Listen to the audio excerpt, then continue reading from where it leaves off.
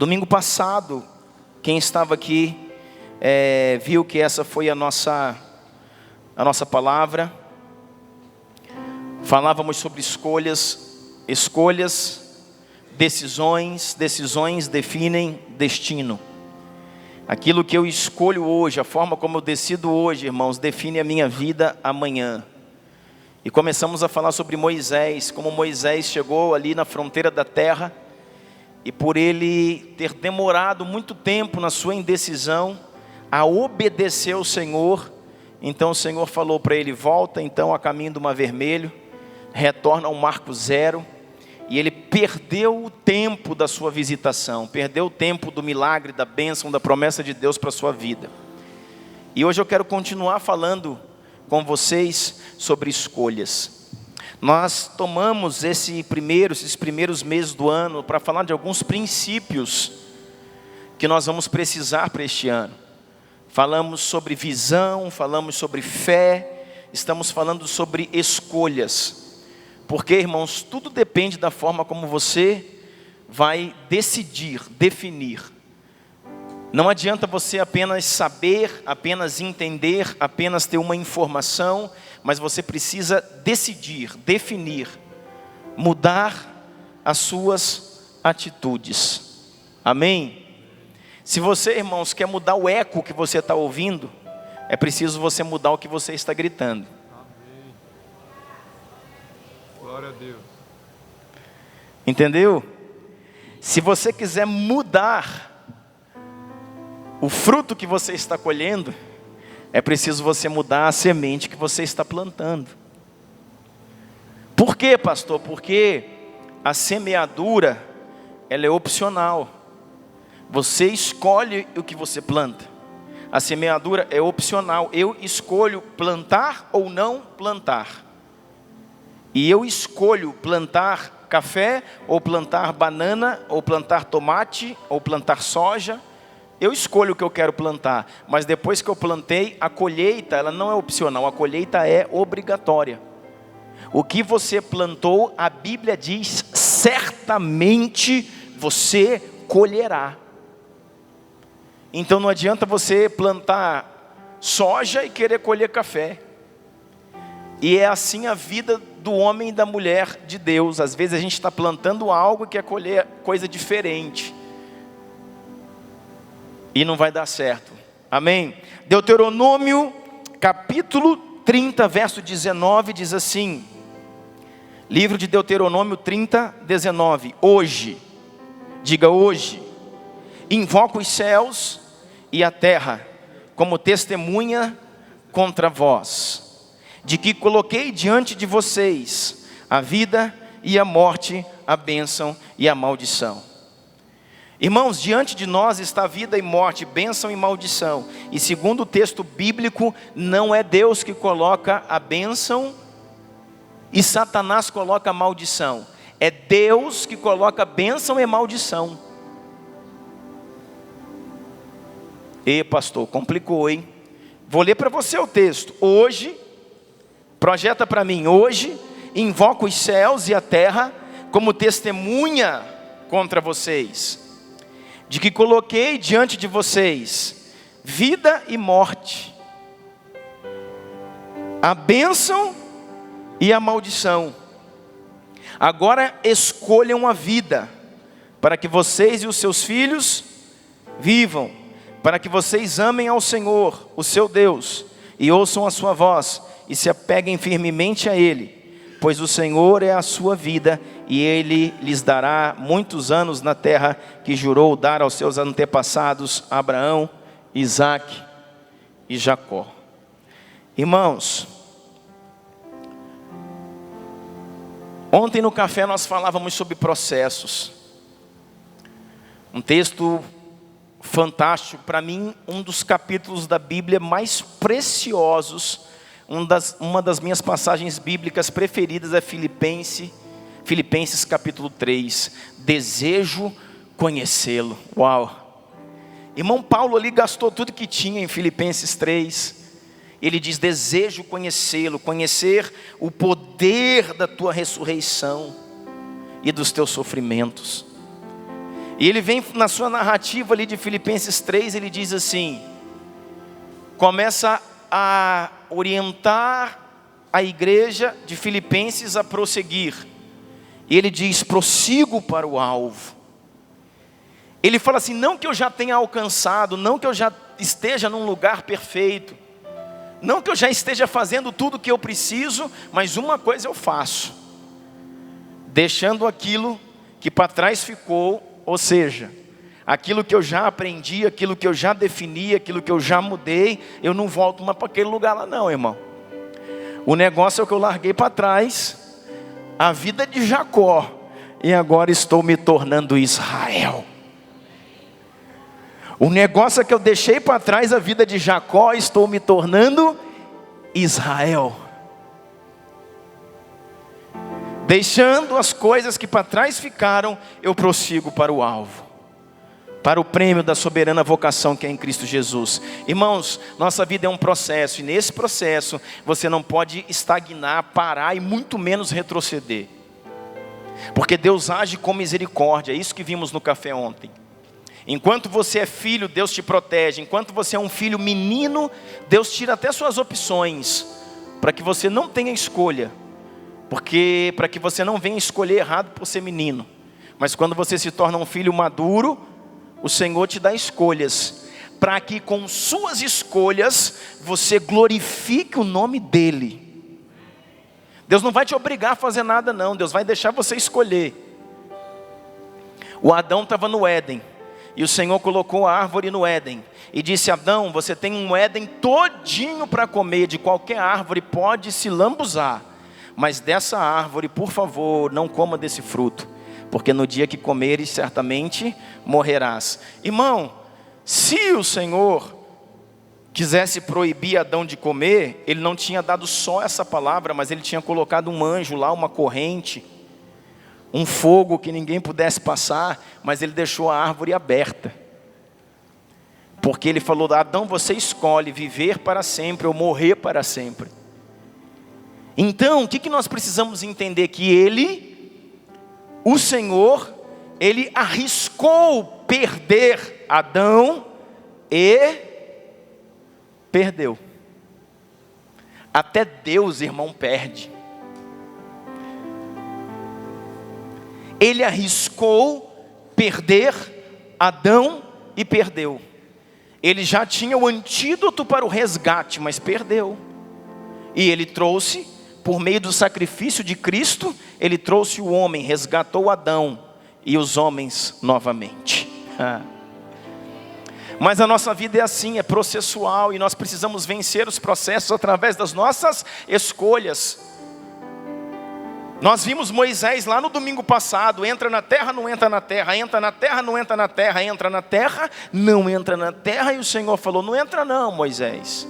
Adão não, né? Moisés. Vimos o Moisés que entrava, não entrava, entrava, não entrava. E o Senhor falou, pode voltar, Moisés, agora cansei, você não vai entrar não. Ontem no café vimos o mesmo Moisés, o Senhor falando para ele, conversa com a rocha, convence a rocha, adore a rocha, convence ela a dar água lá em Meribá. E ele foi e fez o quê? Feriu a rocha. Se deu mal, irmão. Por quê? Porque ele tinha uma escolha.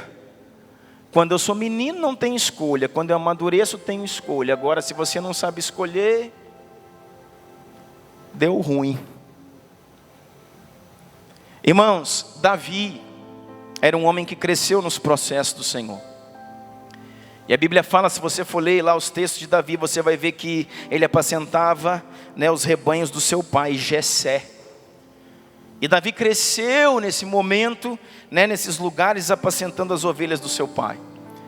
Um dia eu fiz um estudo muito profundo sobre a vida de Davi. Eu demorei meses da minha vida fazendo isso. E eu penso que isso um dia vai virar um livro. Mas eu entendi quando estudava sobre Davi que ele ficava mais de 6 meses fora de casa, só apacentando as ovelhas. E lá onde ele ficava não tinha internet, não tinha Zap Zap, não tinha Facebook, não tinha YouTube. ele ficava sozinho e ele sentava nas pedras, tocava sua harpa, adorava ao Senhor, e ali ele conheceu a Deus e Deus o conheceu, e ali Deus pegou o sardento, menino, no qual a teologia afirma fortemente que ele era um bastardo, um filho ilegítimo de Jessé, por vários motivos que não tenho tempo para explicar nessa noite.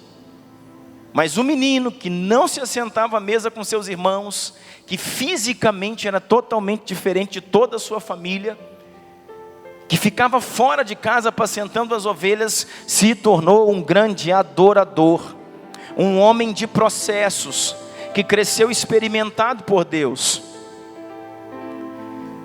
Um dia, quando Golias vem afrontar o exército do Deus vivo, você vê que todo o exército, Saul, que era o rei de Israel, e todo o exército se cala, se acovarda diante do grande mercenário, do grande guerreiro de Gate, chamado Golias.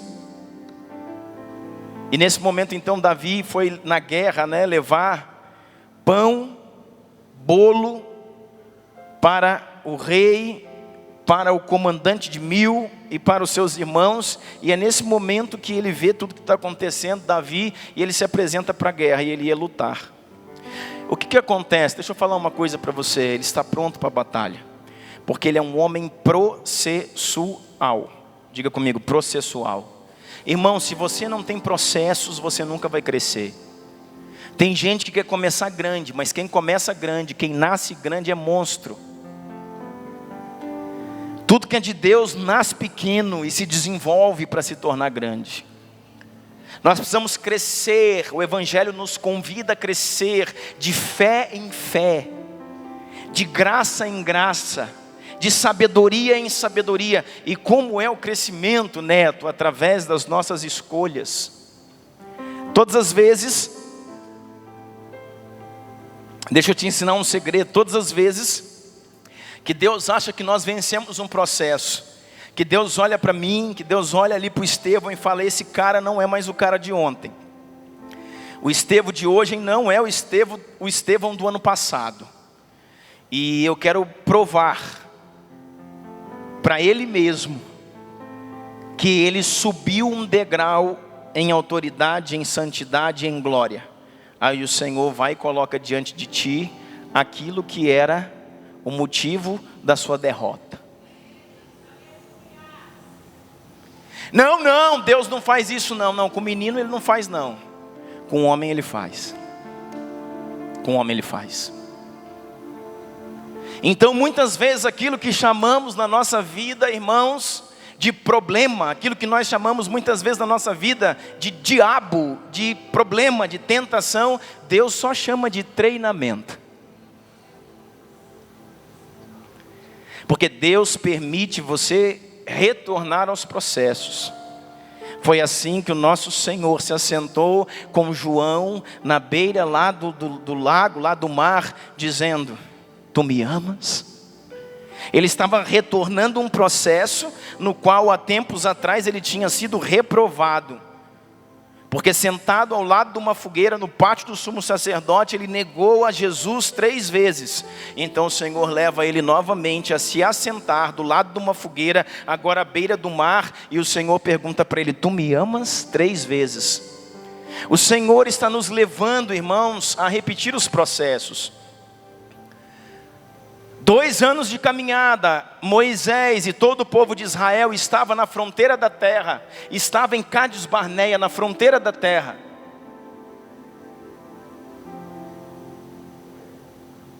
E aí, por não entrarem na terra, como falamos no domingo passado, eles retornam então ao deserto, e vão ficar mais 38 anos, que interam então os 40 anos.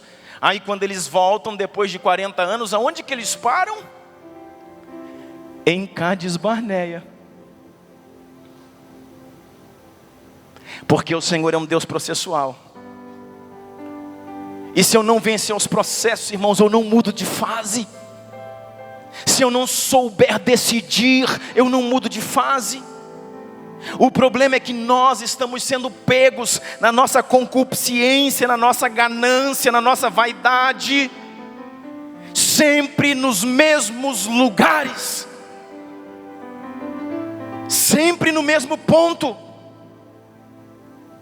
Satanás sabe bem, irmãos, aonde mexer conosco. E o nosso Deus, como Pai, também sabe bem aonde mexer conosco. É desejo do Senhor que nós possamos nos submeter novamente a aflições passadas. Seja bem-vindo ao reino. O Davi está crescendo, irmão. Aí o Davi começou a rodar a funda.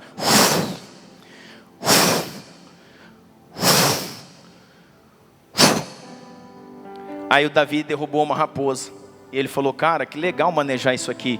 Uma funda são 2 tiras de couro, um lugarzinho onde você põe uma pedra. Você gira e solta uma tira.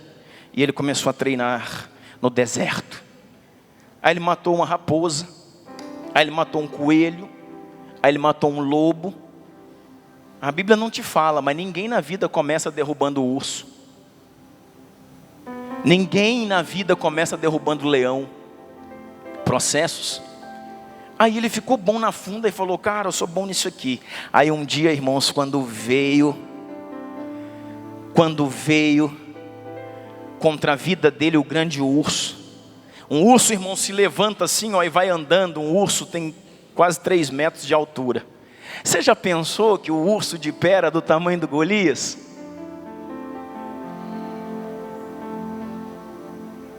Você já pensou que quando ele olhou o Golias, ele associou, falou, cara, o urso era maior que o Golias. Na altura e mais largo também, esse Golias vai ser mole. Porque eu já derrubei gigantes antes.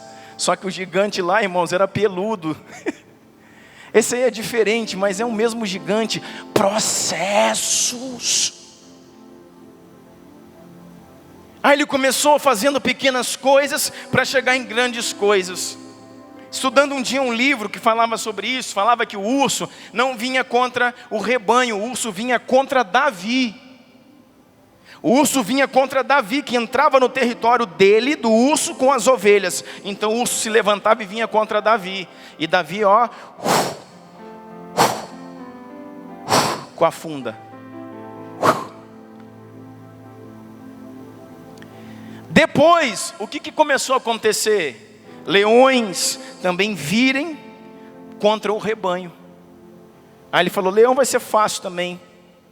A ponto, irmãos, de começar, eu acho até com o espírito de Sansão ele estava. Querer agarrar os bichos. E falou, leão não vai pegar minhas ovelhas não, irmão. E também matou o leão. Sabe o que isso quer dizer, irmãos? Espiritualmente, profeticamente, deixa eu abrir uma lacuna para você. O urso fala de principados que vêm contra a nossa vida. O leão fala de principados que vêm contra o nosso rebanho. E Golias fala de principados que vêm contra a nossa nação. Pegou? No seu espírito? E o que o processo quer dizer? Se eu não consigo vencer o que vem contra a minha vida, como que eu venço contra o que vem contra o meu rebanho? Se eu não venço aquilo que vem contra o meu rebanho, e abrindo um parêntese, cada um de nós aqui tem um rebanho particular, e este chama-se família. Cada um aqui tem uma responsabilidade, um rebanho, uma herança particular, e esta chama-se família. Se eu não consigo vencer o que vem contra a minha vida, como eu vou vencer o que vem contra a minha família? Se eu não venço o que vem contra a minha família, como eu vou vencer o que vem contra a minha cidade, contra a minha nação? Esse é o problema da igreja. Tem gente querendo entrar em altos níveis de batalha espiritual e derrubar os principados da corrupção, da idolatria, que vem contra o Brasil. Só que não vence nem o principado que vem contra a sua casa. A casa está em pé de guerra. Menino revoltado, menino indo embora, casal brigando, dorme em cama separado, ofensa o dia inteiro. Não vence o principado que vem contra a sua vida. O cara está na igreja, a moça está na igreja, mas é aquilo que eu estou falando, o namoro é impuro. sobe no altar de forma impura, quer ensinar, quer pregar, quer fazer, mas vive de forma, irmãos, leviana. Gente que é presa em pornografia, gente que é preso em tanta coisa pequena. Isso é coisa que vem contra a minha vida. Vencer a pornografia, irmão. Pastor, o senhor não sabe o principado que é. Eu falei, irmão, se tu pensa que pornografia é principado, irmão, você está só no começo da fila. Esse é só aquele que vem contra a sua vida, ainda vem aquele que vem contra a sua família, ainda vem aquele que vem contra a sua nação. Você está no primeiro degrau, irmão, e está morrendo por causa de pornografia. O que vence pornografia, irmãos, é escolha, é tomar vergonha. Pastor, esse é evangelístico? É, irmão.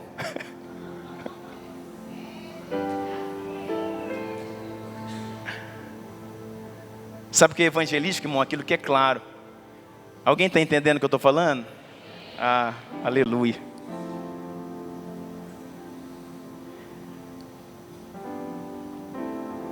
É decisão.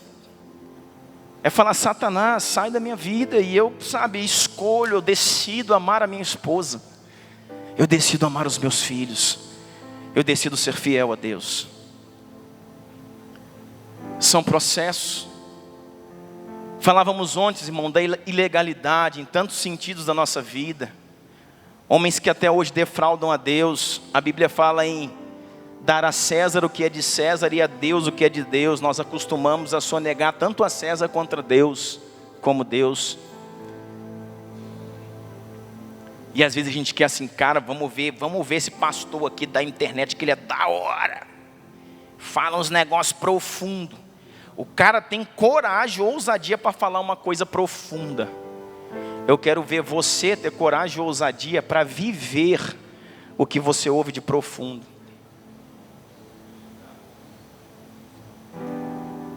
Eu preciso ter coragem e ousadia para ouvir uma coisa e falar, nu, cara, rebentou.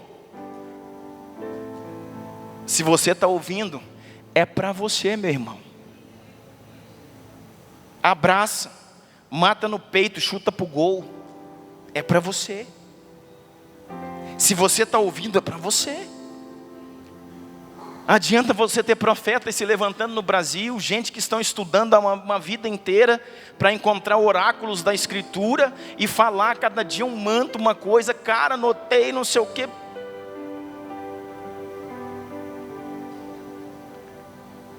Alguns têm que se levantar com ousadia para falar, e toda igreja tem que se levantar com ousadia para cumprir, para colocar a barba de molho e falar, meu Deus do céu, ajuda a gente, ajuda a gente, ajuda a gente, ajuda a gente, meu Deus, ajuda a gente. Sabe por quê, irmãos? Porque o Davi venceu o urso, aquilo que venha contra ele. Aí ele foi habilitado para vencer o leão, aquilo que vinha contra a sua família, aquilo que vinha contra o seu rebanho, venceu o leão. Aí ele foi habilitado para lutar contra principados que vinham contra a sua nação. Golias não se tratava de um homem, Golias era um principado, que vinha contra a nação de Israel. Por que eu defendo, irmãos, que Golias era um principado? Porque nenhum homem coloca medo em todo um exército. Um homem, ele pode ser quem for, irmãos. Ele não coloca todo o exército de uma nação de joelho trêmulo, se fosse simplesmente um homem. Mas Golias colocava, porque ele era um principado. Aí quem que vai vencer o principado? Na força natural, pastor Arnaldo? Ninguém. Por isso que o Saul, que costumava lutar com os grandes gigantes, tinha uma grande armadura, um grande capacete, uma grande espada, uma grande couraça, tinha uma bota bonita, tinha um protetor de pernas. Ele era uma armadura de Saul que vinha para lutar contra os grandes. Só que a armadura afinou diante de Golias. Porque a luta não é natural, é luta no espírito. Nossa luta não é contra carne e sangue, mas contra principados, potestades e dominadores deste mundo tenebroso nas regiões celestiais. Efésios 6. Por isso então que quando Davi chega, a luta era espiritual. Aí ele convenceu Saul a ir lutar, e Saul falou: então tá, você vai lutar, já que ninguém quer ir mesmo, mas vai com a minha armadura, que é a top das top. Aí Alexandre botou capacete, botou isso, botou espada, botou escudo, botou um monte de coisa nele, e o Davi andando. E o Davi falou: não vai dar não, irmão, para lutar com isso aqui. Sabe por quê, irmãos? Porque principados espirituais não se vencem com armas naturais. Porque guerras espirituais não se vencem com armas naturais. Um grande temor está vindo sobre essa casa. E esses são dias de elevar o nível. E você vai ver coisa acontecer, irmão, do arco da velha. Fica olhando. Fica olhando.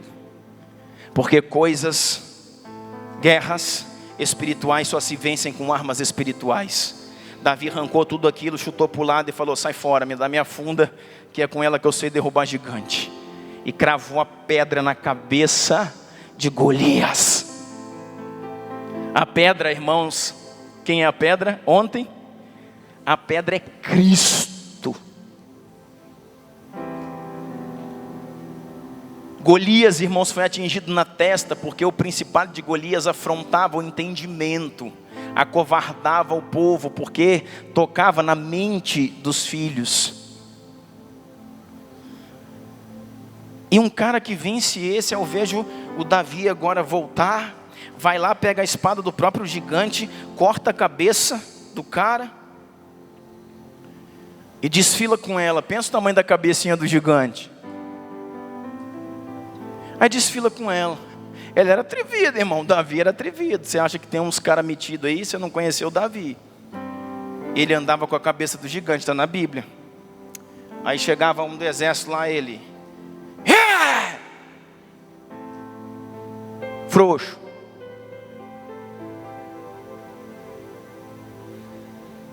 E andava com a cabeça do gigante. A ponto de quando ele entrou em Jerusalém, cantavam: Saul mata 1000, Davi mata 10.000. O povo: Saul mata 1000, Davi mata 10.000. Pensa um rei ouvir isso. Saul é o rei. Saul mata 1000, Davi mata 10.000. Aí Saul falou: eu vou ter que matar esse cara, hein?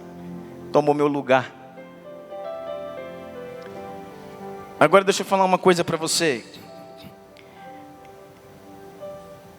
Esse homem se tornou o rei. Saul queria, presta atenção para a gente ser rápido. Saul queria tirar Davi de cena. Só que Deus queria tirar Saul de cena. Saul saiu de cena, Deus o tirou. Davi reinou em seu lugar. Davi reinou no lugar de Saul. Mas agora que ele é rei, no tempo em que os reis saíam à guerra, você sabe o que acontece? No tempo em que os reis deveriam sair à guerra, o Davi resolve ficar.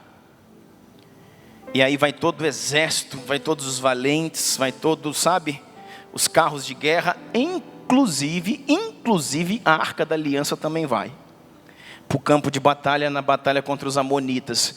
E o Davi fica lá sozinho, só dando uma olhada na Bete.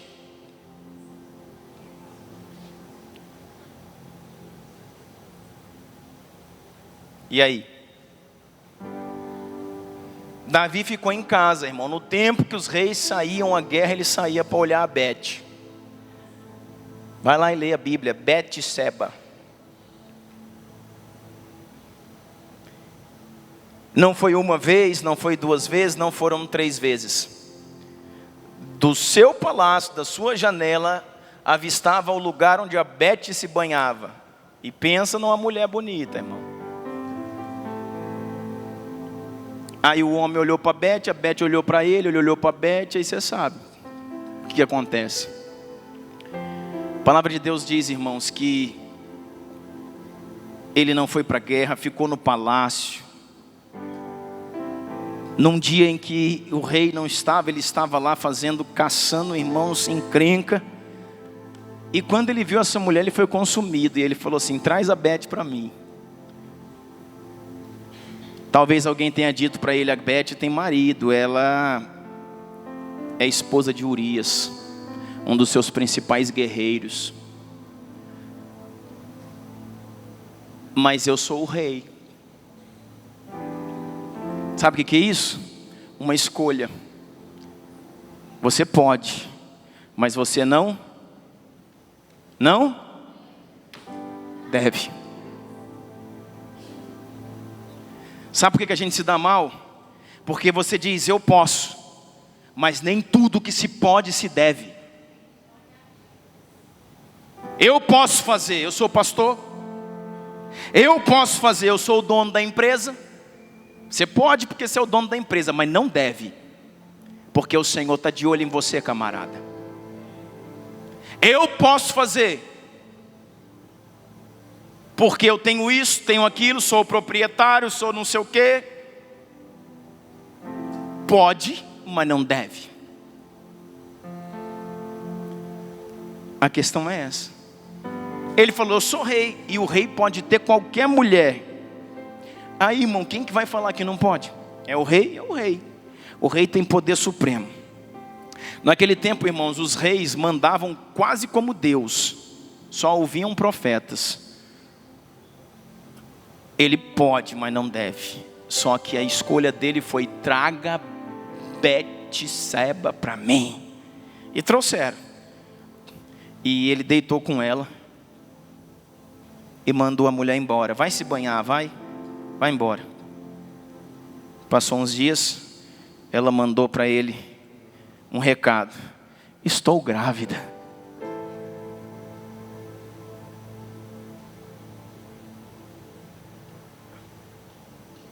Aí começa um dos maiores enigmas da Escritura, que nós pregamos um dia num café, em 2 horas.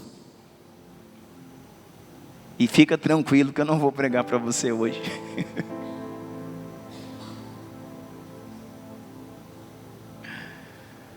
Porque pode, mas não deve. Tudo me é lícito, mas nem tudo me convém. Deixa eu falar uma coisa para você. Para quem aqui tem autoridade, Deus te deu autoridade. Você pode mais ainda, porque quem tem autoridade pode, mas não deve. Eu até podia fazer isso, tenho poder para isso, mas o Espírito Santo me diz que não. Esse é o tempo, irmãos, de sermos governados por Ele. Sabe o que aconteceu com Davi? Abre aí para você ver. Abre aí a palavra do Senhor, joga aqui para mim. 2 Samuel 12, verso 1.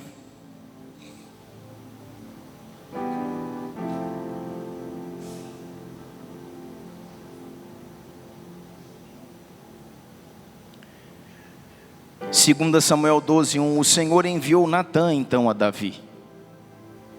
Chegando Natã a Davi, disse-lhe: havia numa cidade 2 homens, um rico e um pobre. Deus é engraçado, né, irmão? Deus mandou o profeta lá: vai lá visitar meu servo. E conta uma história para ele. Chegando Natã a Davi, disse: havia numa cidade 2 homens, um rico e um pobre. Tinha o rico ovelhas e gado em grande número, mas o pobre não tinha coisa nenhuma, senão uma cordeirinha, que comprara, criara, e que em sua casa crescera, junto com os seus filhos. Ó, a cordeirinha, irmãos, é a Bete. Comia do seu bocado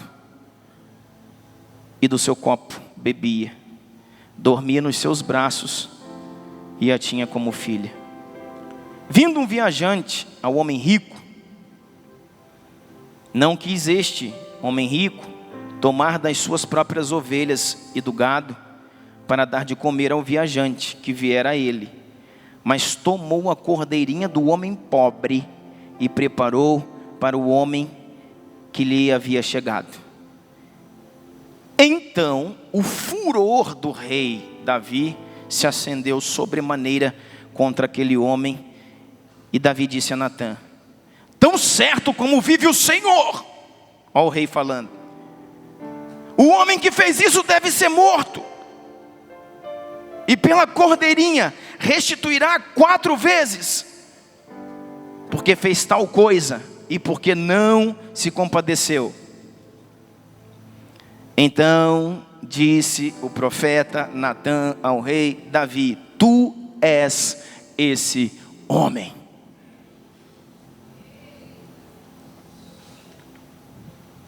Vai brincar, irmão. Queridos, conselho do seu pastor: não vale a pena. Pecar não vale a pena. Em qualquer nível. Não estou falando só de prostituição, adultério, sexo ilícito. Pecar não vale a pena.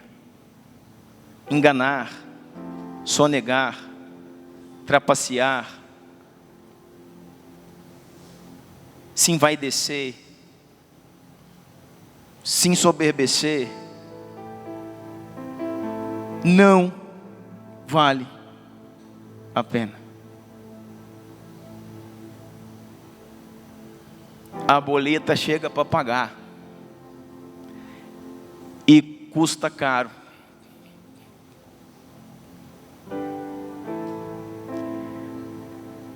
Tu és esse homem.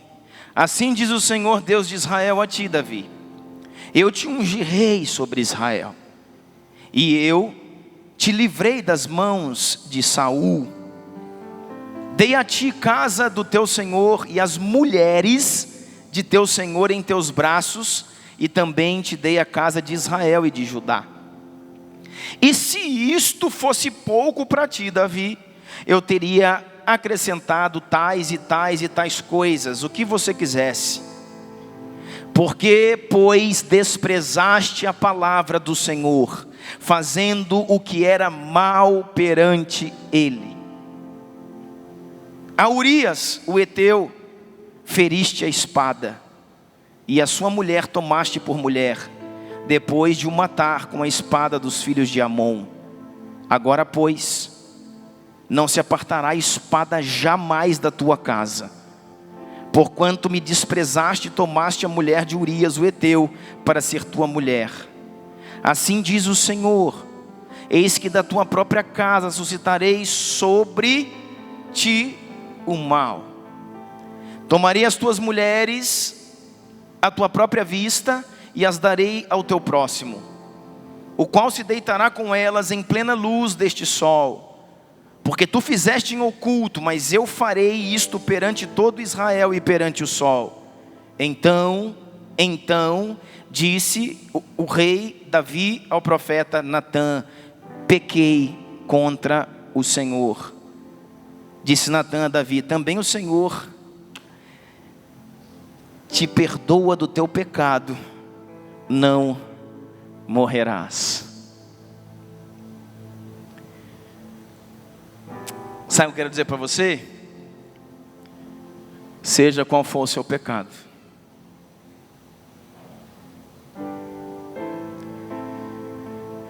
tem salvação, tem cura, tem libertação, tem vida abundante.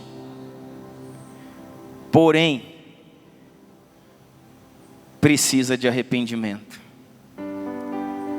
Porém, igreja triunfante de Jesus, o preço é muito alto.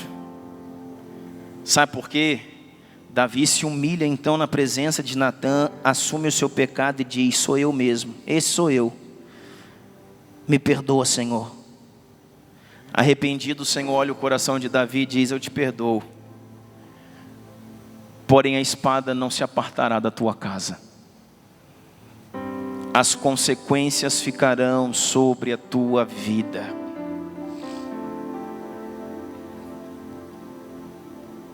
Tem muita gente, irmãos, vivendo vida de consequências. Por causa, lá do início, das sementes, das escolhas. O princípio que eu quebro hoje, certamente me quebrará amanhã. Quem tem ouvidos, ouça o que o Espírito diz à igreja. Sabe qual é o problema do nosso amigo Davi? E como eu amo esse Davi, irmão. Como Davi é um homem precioso. Sabe qual é o problema dele? Ele venceu o leão, ele venceu o urso, ele venceu Golias. E ele perdeu, sabe para quem? Para ele mesmo.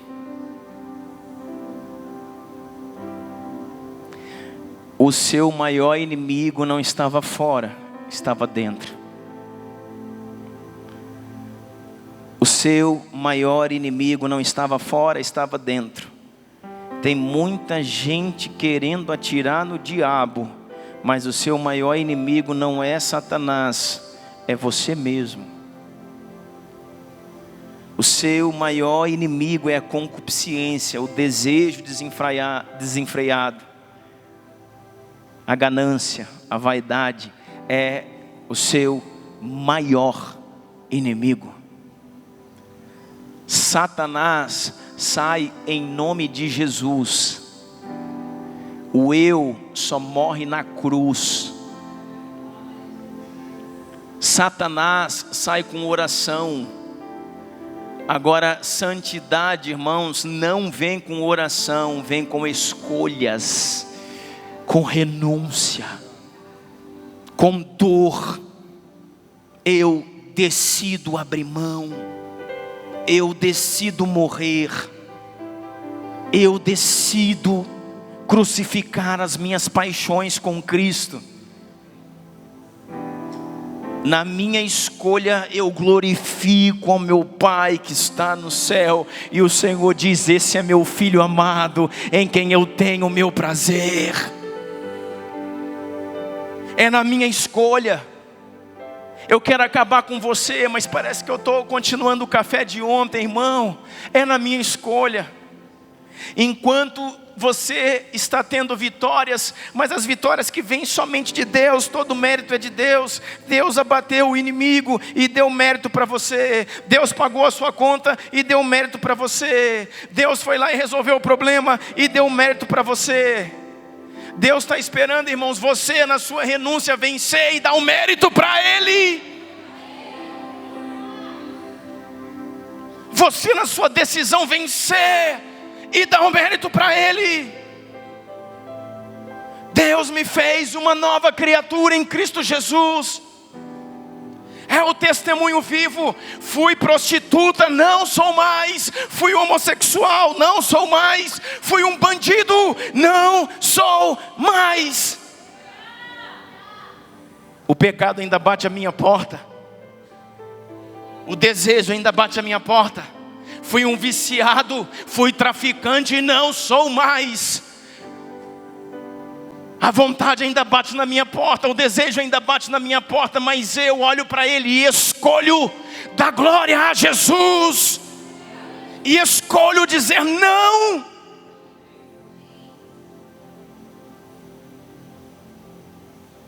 E escolho ver o outro maior e me colocar como menor. E escolho respeitar, e escolho amar. E o Senhor vai dizer: cara, essa é a simbologia plena de Jesus, irmão. O céu se abre, porque Jesus era Deus. E quando que o céu se abre? Quando ele chega para João e diz assim: me batiza. E o João fala: cara, eu sou muito menor do que você. Eu não sou digno nem de abrir a correia da tua sandália, quanto mais te batizar. E o Senhor diz: eu me submeto a você, João, para que se cumpra toda a Escritura. Aí o pai levanta no céu e diz: sabe por quê, irmãos? Porque não é o Deus Jesus que está fazendo isso, é o homem Jesus.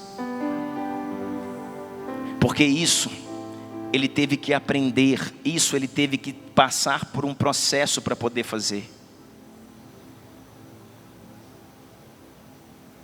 E o pai levanta lá no céu, levanta do trono, irmão, põe a mão na cabeça assim e diz: uau, olha o que virou o meu menino. Olha o Cristo, o que virou, olha aí, Yeshua. Se submete, quando ele se submete o céu rasga, quando o céu rasga a nuvem aparece, quando a nuvem aparece pomba desce, quando pomba desce o som da voz vem para os quatro cantos e diz: meu filho amado, em ti está todo o meu prazer.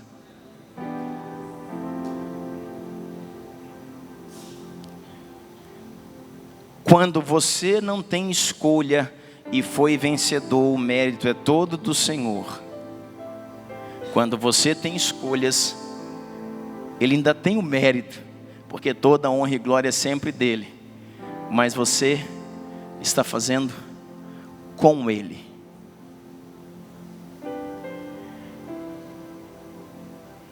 Ele nos chamou para sermos co-herdeiros. Herdeiros com.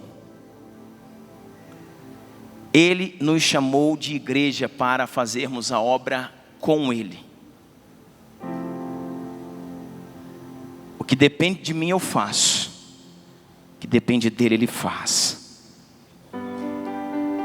Tem muita gente, irmãos, perdendo para si mesmo.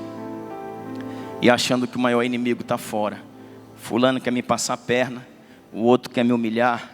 O outro quer pisar em mim. O outro isso. O outro aquilo. Pastor é assim. O líder do louvor é assado.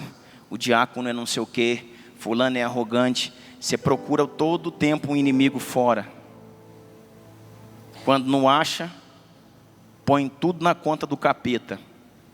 E o capeta coça a cabeça e diz: pô, mas está muito para mim não? Satanás coça a cabeça e fala: não está pegando pesado comigo não, irmão? Eu fiz algumas coisas aí, mas tudo isso aí não sou eu não. Porque você quer achar um culpado. E o culpado mora dentro de você. O culpado se chama eu. Frieza. Frieza. Quantos irmãos deixamos a Jesus como estepe, distraído com tantas coisas, mas chega o momento de pagar a conta e você tem que correr para Ele de volta e falar: Senhor, pequei contra Ti, filho pródigo, já não sou digno nem de ser chamado mais Teu filho, mas trata-me como um dos Teus empregados, porque é melhor ser empregado Teu do que ser rei no mundo.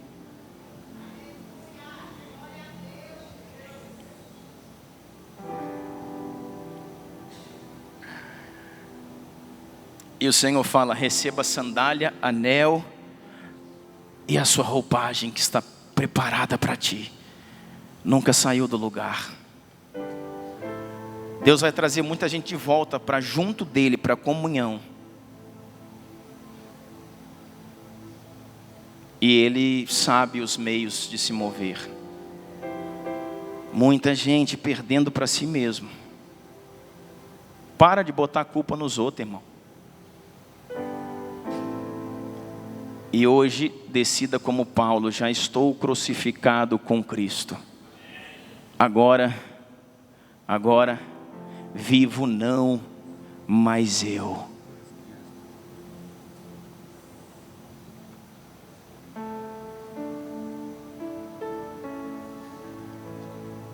Vamos cantar essa canção, Mateus? Fica de pé, irmãos.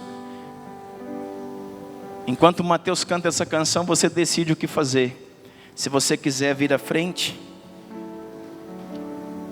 você vem. Se você não quiser, você senta. Se você quiser sorrir, você sorri. Se achar que deve chorar, esse é o seu momento. Está dado o recado do papai para hoje. E eu estou querendo falar com ele, amém? Vamos acabar isso juntos.